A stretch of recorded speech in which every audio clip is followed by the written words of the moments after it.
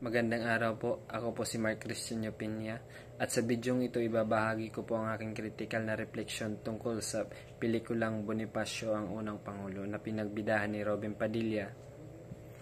Ang pelikulang ito ay hindi lamang nagsasanaysay ng kasaysayan kundi nagmulat sa akin tungkol sa tunay na diwa ng kabayanihan at nasyonalismo at pagmamahal sa bayan.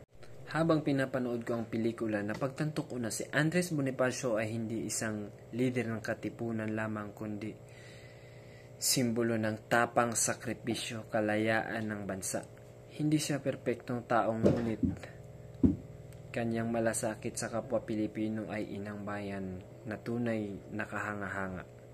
Ang tema ng kabayanihan niya ay makikita hindi lamang sa kanyang pakikigdigma kundi sa kanyang paninindigan para sa prinsipyo na ang kalayaan ay karapatan ng lahat, hindi pribilehiyo ng iilan.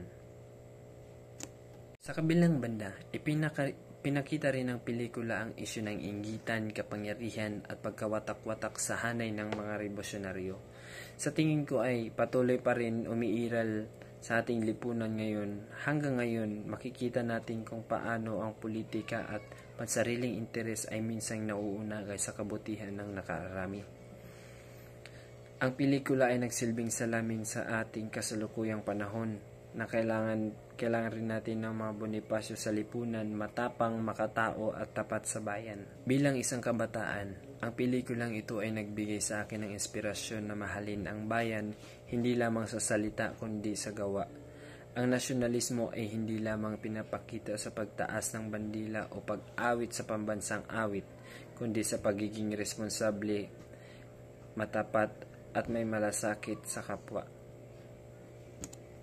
Nais kong ipagpatuloy ang diwa ni Bonifacio sa simpleng paraan, sa pagtatanggol sa katotohanan at pagtulong sa iba, at sa pagiging makatarungan sa lahat ng pagkakataon.